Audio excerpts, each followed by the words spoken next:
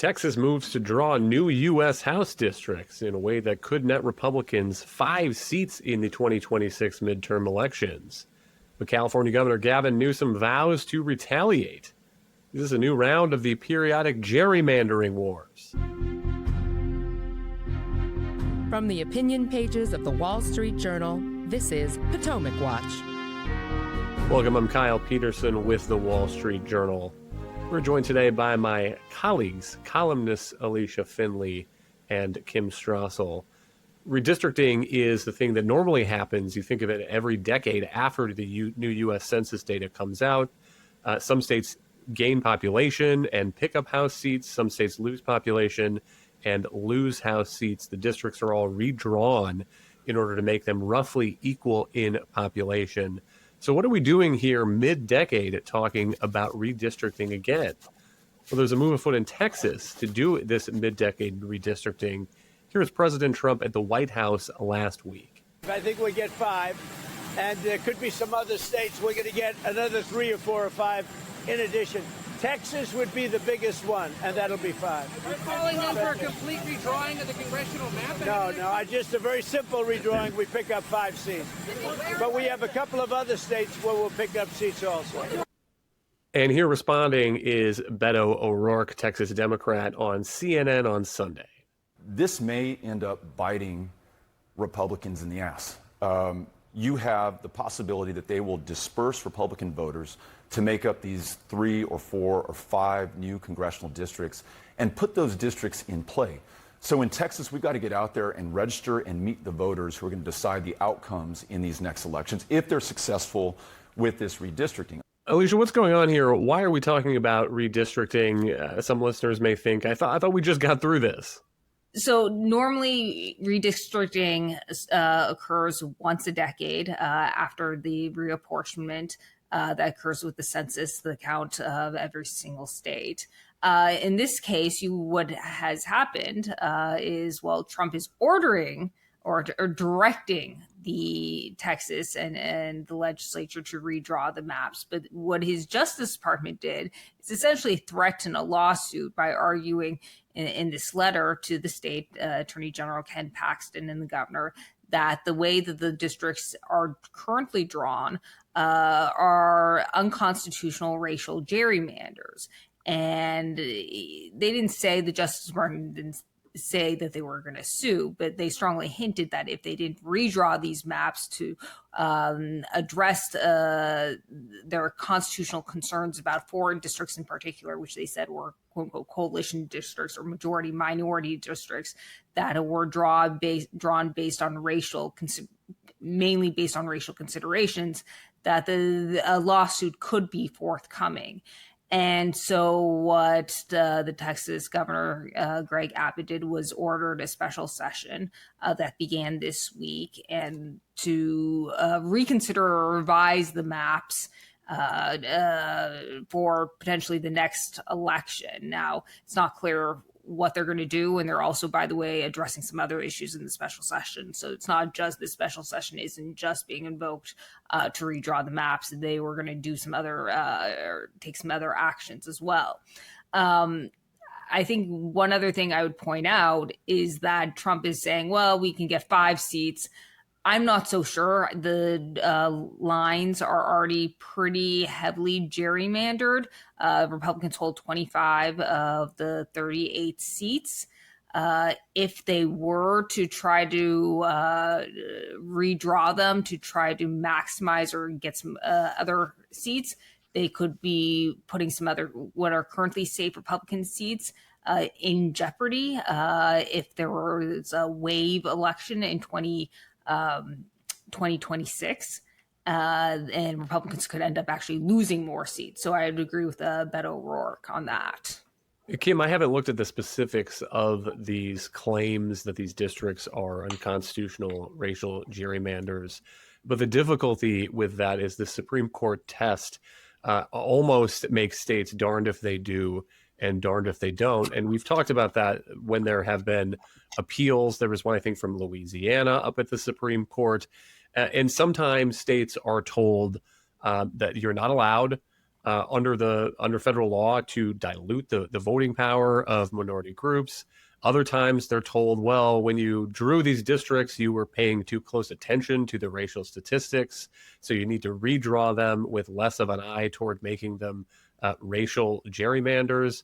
And so it seems like there's a lack of clarity, and some of the justices seem to know that, have suggested that these mandates for these mandates for specific districts are probably not going to be here for the long term. I think Justice Brett Kavanaugh said there's a time limit on the use of racial data in gerrymandering in this fashion.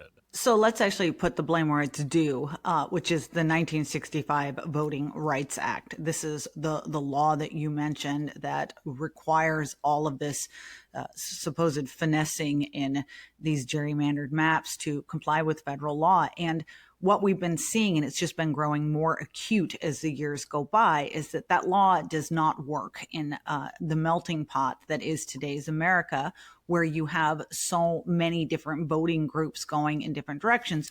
You can argue about the wisdom of it at the time, when there were certainly some shenanigans going on, especially in southern states, where there were efforts to definitely try to use redistricting in a way that did dilute the ability of minority voters to get representatives that they wanted. But that's becoming much harder to do in modern America, where you don't have voting blocks that vote uniformly. And Texas is a perfect example of this. Just to be clear, the law says that you violate minority rights when minorities, quote, have less opportunity than other members of the electorate to participate in the political process and to elect representatives of their choice. There's a Supreme Court precedent, Jingles, that sets out a test for how you look to see whether or not you have diluted that vote. But you look down at Texas and, it becomes very, very difficult to make that claim. You basically, at this point right now, Hispanics are a small plurality of the Texas vote. So you could just as equally argue that the problem here is that white voters are being put in areas that make it harder for them to elect their representatives if you wanted to. It's also hard to make this claim when you have a state where Hispanic voters voted 55 to 45 for Trump in the last election. Two of the districts that are a Hispanic majority at the moment actually have Republican members representing them, Tony Gonzalez and Monica de la Cruz. I mean, if you really wanted to get into this, you might be able to make the case that, there's a better distinction between urban voters versus rural voters. But even that's complicated. If you look, for instance, at Ron DeSantis in his most recent reelection victory, he won a majority of urban voters and rural voters and suburban voters. So we have an electorate that's become incredibly diverse. And this question is being put back up to the Supreme Court again and again. And states are understanding the almost impossibility of drawing districts that in one person's mind or another complies with the Voting Rights Act. And that gets to your point about Brett Kavanaugh and his wisdom of noting that this cannot continue forever. And it would be much better if Congress just came in and called the whole game off. On the other hand, Alicia, there have been maybe one or maybe two of these cases where I thought the Supreme Court seemed like it might be ready to do that, to overturn this Jingles precedent and say that courts are not going to be micromanaging the redistricting process in these states in the way that they've done for decades now. What's your read of those cases? And has the Supreme Court just been waiting for the right moment to do that? Or is there maybe not a majority on the Supreme Court to go with Brett Kavanaugh? And I'm pretty sure Clarence Thomas has for decades been making this argument.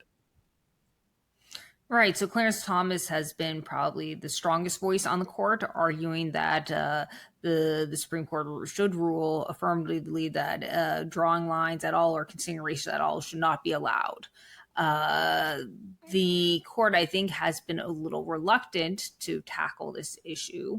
partly because of the political implications and then the blowback, if you recall, when the Supreme Court tossed in Shelby County, the Supreme Court case in 2013 tossed the Voting Rights Act Section 4 requirement, pre-clearance requirement, that states in the South and some other jurisdictions receive the Justice Department approval for the maps.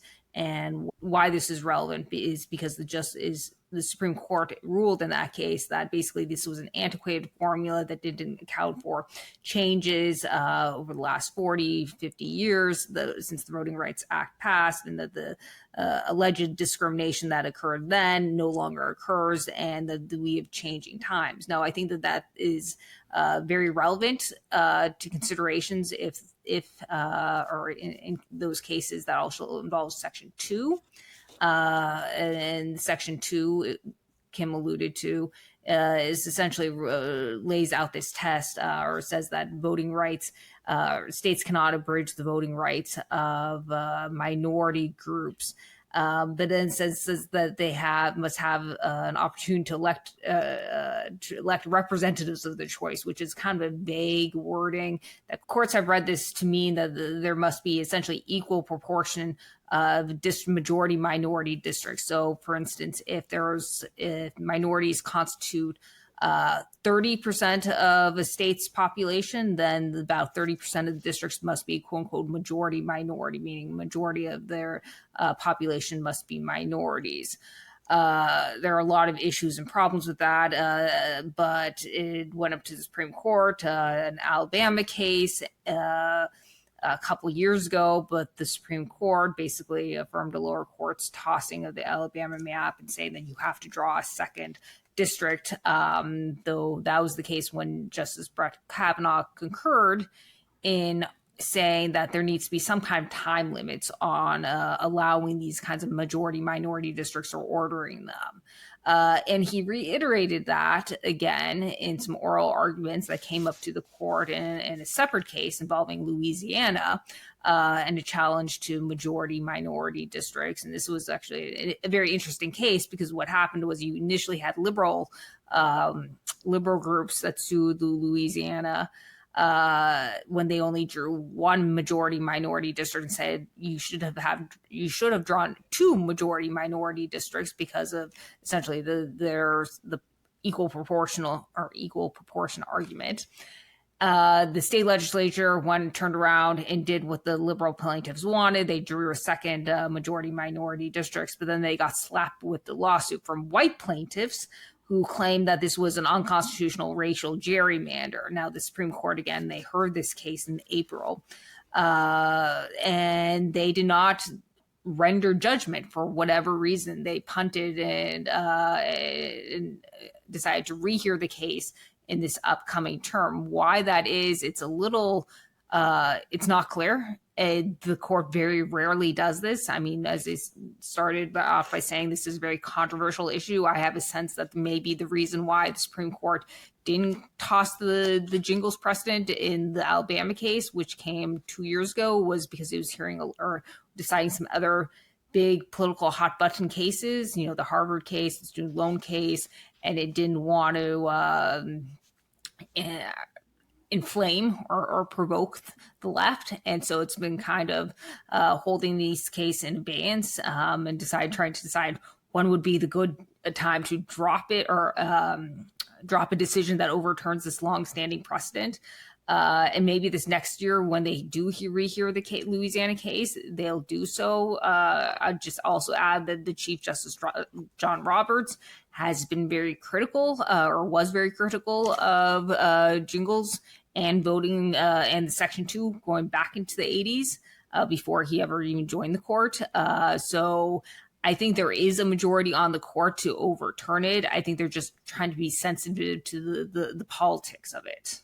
Kim, what about the politics? If Texas can get another 5 Republicans to the House, from the standpoint of Speaker Mike Johnson's office, what a world of difference that would make. That would roughly double the Republican majority in the current House. Of course, you don't know what's going to happen in the 2026 midterm elections, if there will be a wave in one direction or the other, some anti-Trump, anti-incumbent sentiment, a swing against the party holding the White House that changes the dynamics in some of those individual races, and so then changes the outcome. But still, in this era of very polarized and very closely divided politics in Washington, I understand why the incentives seem so high to get those 5 seats if Republicans think they can do it. Yeah, this has sort of become a grind it out strategy, but it's got political peril for both sides. I mean, as you mentioned in your opening, yes, Trump is out there now talking about how they're going to do this in Texas and get these 5 seats. Some Republicans think that fair play, given that between 2022 and 2024, meaning right before the last midterm election, New York State decided to redraw its map and added 3 Democratic seats to it. And Republicans are still kind of bitter about that and feel as though it's one reason they have the slight majority they do now. On the other hand, as you noted, California's Gavin Newsom are saying, oh, really? Right. Okay, Texas, you're going to redraw your maps. We'll redraw our maps too, and we'll erase your 5-seat advantage and see you another however many. So there's that aspect of it. There's also the dangerous question about the redrawing of the districts itself. And Alicia mentioned this. After Texas's last census count, it gained 2 seats because of so many people moving to the state of Texas, and used its map to not only turn those 2 seats to its advantage, but to strengthen the voter count of existing districts that it has. So it currently has 25 out of 38 seats. Of those 25 seats, this is notable, in the last election, 20 of those Texas Republicans won with more than 20 points. And that just goes to show how much they strengthen those districts. The only way you can redraw this in a way that you give Republicans a shot at another 5 seats or lock in 5 seats is to dilute some of those very strongly drawn districts and to move voters over.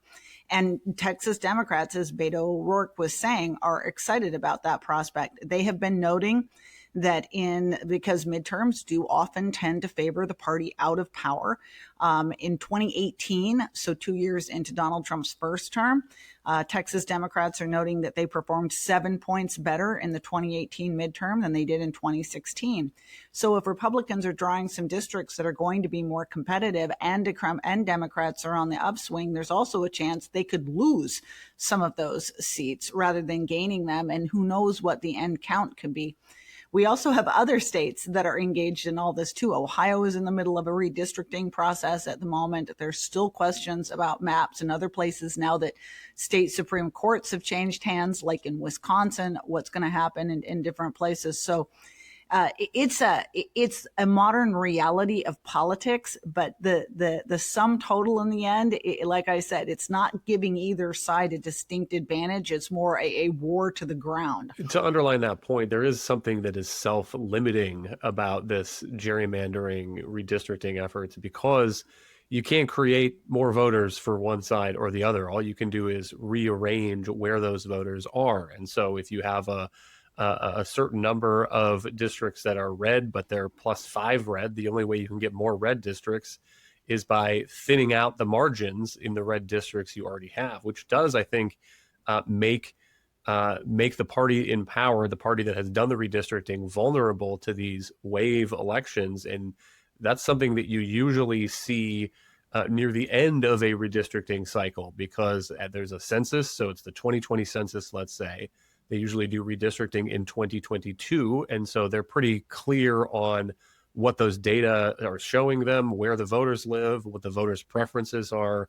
But over the course then of the next 6 or 8 years, politics changes, the dynamic, the political dynamic, the issues change sometimes, voters change their minds, people move in and out.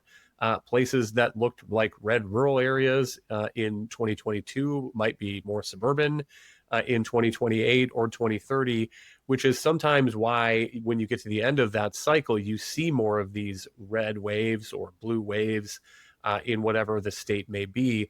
The other thing that I think is interesting, Alicia, is the one of the criticisms of gerrymandering is you end up with a lot of these safe seats that are ideological. I mean, the theory is that then you get more bomb throwers in Congress who are not actually interested in getting anything done.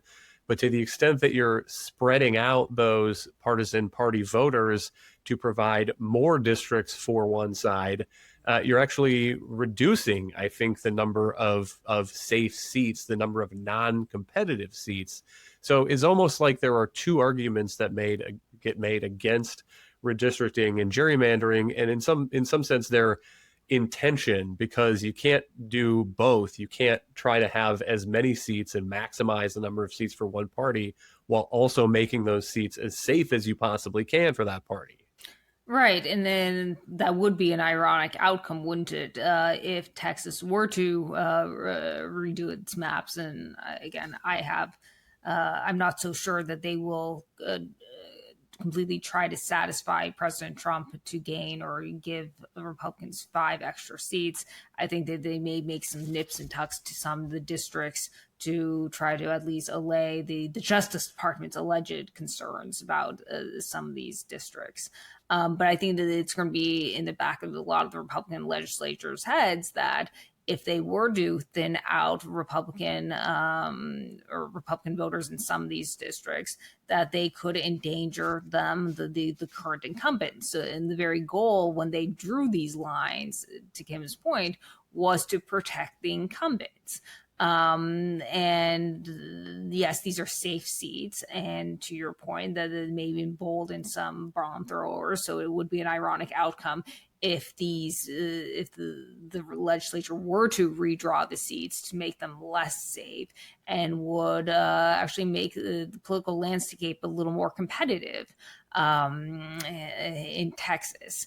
Now you may get a lot more compromise, and that can be good or bad depending on the issue. You may get some more support for immigration compromise, for DACA and such.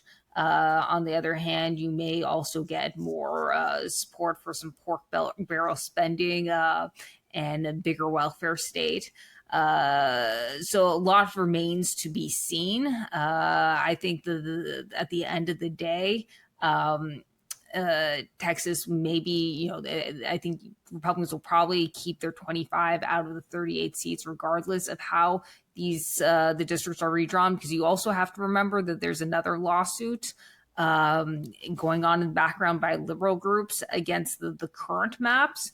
And a court actually heard those oral arguments in May and will probably render a decision soon.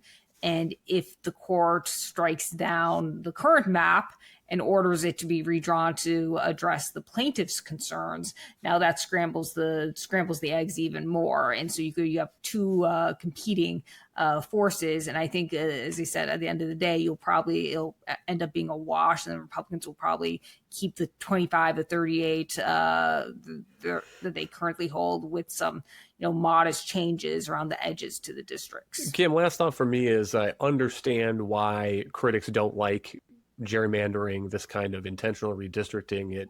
It feels like parties, instead of trying to win the game, trying to tweak the rules of the game to be more favorable toward them. There's also an element of I know. There's also an element of escalation that is almost inherent in it, because one party does a gerrymander in one state and the other party feels like it has to respond by doing a gerrymander in a state that it controls. Like we've been talking about, one party does a mid-decade redistricting and the other party says, oh yeah, well, we'll do California next. And if it starts to be mid-decade redistricting, then how long before it's every 2 years redistricting? Because the best voter data you can have when drawing those maps is the data from the last election. But to the extent that those are concerns for people, one thing that could happen is Congress could always exercise its control over regulating federal elections and put some limits on this process. I don't know exactly what that would look like. It could be some kind of Congress could pick some mathematical formula of how compact the districts have to be, or the partisan variation that they can have. Or maybe I could imagine Congress passing a law and saying you get one redistricting per decade. That's it. That might be a pretty straightforward way to handle it. And to be clear, I'm not predicting that in this era of congressional gridlock, but at least that kind of thing you can imagine maybe happening if this redistricting gerrymandering starts to spiral out of control. And at least it's the kind of reform that would be neutral, that both sides could think, okay, one redistricting per decade, maybe we can leave it at that, and that won't disadvantage my side, so I can get behind it. Your list of all the shenanigans that go on around gerrymandering is important for one reason. And I would just note this to listeners, which is that over the next coming weeks, as Texas goes through this process, you're going to hear all kinds of politicians, especially on the left, saying this is the worst thing they've ever seen. And it's so awful, and raw politics, and just, it's, the scum of the earth. And we've never had it so bad. This has been going on since 1812, all right, when Eldridge Gerry, the Massachusetts governor, first came up with this salamander. And redistricting has always been rough and tumble partisan politics, which is why I think that it's extremely optimistic to think that Congress will ever do anything on this front, because it isn't just about partisan gridlock. In Washington, gerrymandering falls into that category of the hardest topic to ever get Congress to address, because it goes against their self-interest. It's sort of like getting congressional members to vote for a retirement age for themselves. They're never going to do it because they're all old and they don't want to be forced to retire, or for term limits. They will never do it because they don't want to be term limited out of their forever job. And they don't want to vote for anything that would ever have to do with redistricting, because they understand, or they'd be so concerned that there would somehow be disadvantaging their political party strength. So I put that in the long category of things that I think that Congress will never do. I would put that maybe right up at the very top, or close to the very top. I expect to see privatized Social Security before I would see something like that. And I still hope for that. So, I mean, there's optimism out there. I mean, I think the other difficulty is actually figuring out a way that Congress could do that doesn't impede or intrude to too great an extent on something that's also very vital as part of this process, which is states' rights. And it is why we leave it to state legislatures to set these things. And so there's a balance of power question involved in all of this as well. Thank you, Kim and Alicia. Thank you all for listening. You can email us at pwpodcast@wsj.com. If you like the show, please hit that subscribe button. And we'll be back tomorrow with another edition of Potomac Watch.